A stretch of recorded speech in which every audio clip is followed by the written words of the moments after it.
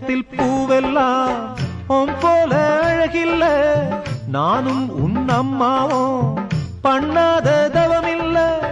தென்பாண்டி மன்னவனோ முழுகித்தான் முத்தெடுத்தான். தேனே உன் அம்மாவோ முழுகாம முத்தெடுத்தா. கண்ணே தெய்வம் கண்டேன் உந்தன் கண்ணே சந்நிதி.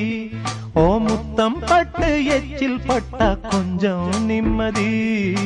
சின்ன சின்ன பூவே நீ கண்ணால் பாரு போதும்.